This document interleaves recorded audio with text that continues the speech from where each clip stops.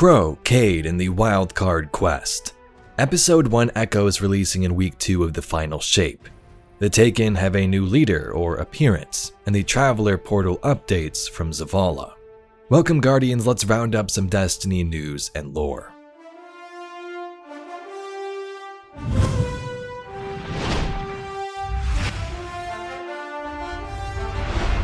So today's video is kind of all over the place. There's been some interesting final shape news and info I've wanted to cover, but haven't really got around to it with the Into the Light releasing and the last few weeks of lore. So why not throw it all together in one video?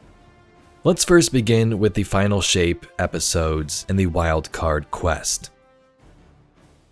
A couple of weeks ago, Bungie stated that the Final Shapes raid will release on June 7th, just 3 days after the expansion releases. Now, the community was kind of iffy about this. The expansion just releases, are we going to have enough time to get our power up and be raid ready in just a couple of days, even with the legendary campaign? But thanks to Katarina, the project lead for Destiny 2's expansion, she gave us some insight as to why this is, and explained some of the new Final Shape release content or seasonal mode going forward in the episodes. She says this: "Hey everyone, want to talk about why the Final Shape raid is going live shortly after release on June 7th. We know this is a tight turnaround and wanted to share some context on why we made this decision. Back in August, we said that finishing the campaign would not be the grand finale of the Light and Dark saga. You will be facing off against the Witness in the raid. And for non-raiders, there will be an opportunity for everyone to experience the conclusion sometime after the raid. The Final Shape expansion is different. The additional content in the Pale Heart post-campaign and unlocking the raid for everyone is important for getting a cohesive and satisfying story experience. We're looking at you raiders to be the tip of the spear. When raid day arrives, no matter if you choose to go in for contest mode in the first 48 hours, or wait for normal mode to unlock, in order to experience the story linearly and as intended, you need to have the campaign completed and finish the quest Wildcard. Prioritize those. Episode Echo's story, the beginning of the next journey, starts in week 2. So this is a couple of weeks old, but what she says there is very interesting. Confirming that yes, there's a campaign, a raid, and for those who don't do the raid, there's going to be a mission after that, or the mission for everybody to conclude things off. Additional content post-campaign inside the Pale Heart. A while back, Bungie in one of their videos said that the Pale Heart will sort of open up and react to you and your actions after the campaign concludes. To what extent, I'm not sure. Is it new quest? Does the environment move around? Not sure.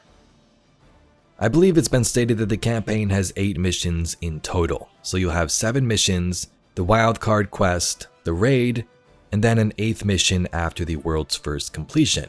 So this sort of explains why the raid release is so close to June 4th. The Pale Heart destination is unlike anything we've seen before in Destiny. Some Destiny locations you can go around in a circle, loop back to patrol zones, but this location is more linear. Same goes for the story experience. To experience it in the order as intended, you must beat the available missions and the Wildcard Quest to enter the raid. Now just the name Wildcard Quest also intrigues me. I have nothing to base this off of, but for some reason it feels connected to Cayde and Crow. A wildcard is an unknown or unpredictable factor. It could be something completely different, maybe related to the Precursors or Traveler, but Cayde 6 definitely seems like a wildcard to me in this situation for the story. Cayde and Aldrin or Crow have a long history. Cayde worked with Petra and the Reef prior to Forsaken. Aldrin was corrupted by darkness and killed Cayde. Crow comes back and everyone hates him because he killed the Hunter Vanguard, and in this season of the Wish, Crow wishes he could make things right. Now they are no doubt going to encounter each other at some point in the Pale Heart. It has to happen. A perfect story opportunity for Bungie. We see Crow sitting with Ikora and Zavala, so he clearly made it through alive.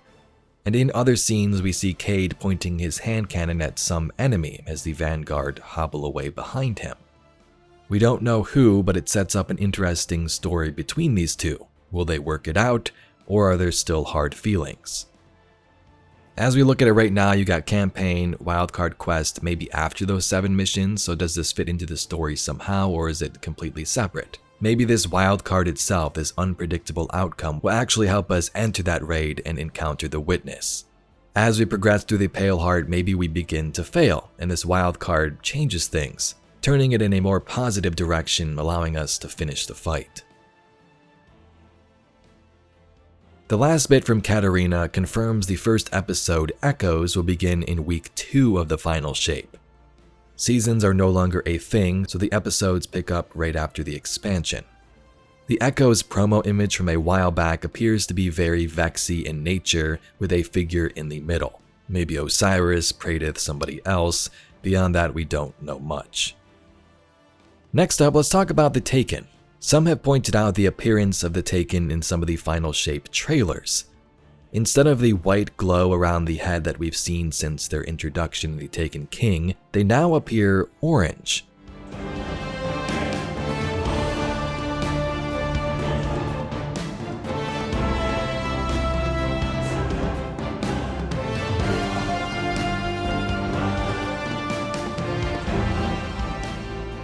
I'm assuming there's a reason for this story-wise. The Taken, or power to take, was granted by the witness. Mara told us this. I have already learned much by observation. The Taken pursued her here. Taken she once controlled. Taken that now serve a new master. Or, if Savathun is to be believed, their original master. Not her brother, Oryx, but something far older. She fears it. It commands Xivu Arath to conquer the Ascendant space surrounding the Dreaming City, to use the Taken in her campaign against us. For now. So the witness controls the Taken, or did. Oryx did, then Savathun and Quria, even the Nine and Drifter to some extent. With the focus on the witness though in this final shape, my guess is these forces are directly tied to it. Its newly shaped enemies, the Dread, and the perfect shape it seeks. The Dread share the similar orange resonance in their powers and abilities. And to wrap this up, let's take a look at this week's Pantheon and Zavala dialogue, which brought up some nice little story moments. Shax says this about Pantheon. Shax nods to you. Good to see you in fighting trim.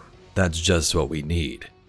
The witness's power grows daily, strengthening our greatest enemies. To stand against them, we must grow stronger ourselves. I'm sending you out to run a gauntlet of the worst the witness has to throw at us. Old foes with new tricks, you'll need steadfast allies to defeat. He firms his stance on his platform. I'll be monitoring your progress myself, and I'll reward your success handsomely. Our side will be waiting at the finish line with your prize.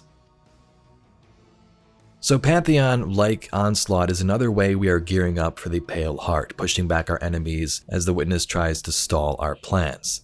This mode is pretty fun. If you haven't played it yet, Shax watches us as we take out raid bosses and has some of his famous lines played throughout. So part of me wonders how this works lore-wise, but then again it's just a new fun activity. In Zavala's text when you visit him, he speaks on the situation and how we'll breach the portal together. Commander Zavala gives you a weary wave as you approach. Guardian, I'm glad to hear that your siege-breaking operation is a success. Every member of the Witness's forces you defeat on Earth may well be one less we face on the other side of that portal. He gestures broadly toward the sky. That's especially important because we won't be able to bring all our forces through at once. It will be all we can to just keep the portal stabilized. We'll need to begin the assault with a small advance team, and you'll be the tip of the spear. He lets out a frustrated sigh. Unfortunately, until then, there's little left to do but wait. I've never had Saladin's patience, or Shax's raw instinct.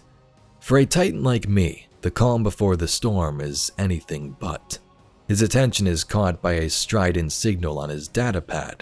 Another high-priority report, no doubt. He gives you a brief nod. Go get some rest, Guardian. You'll need it.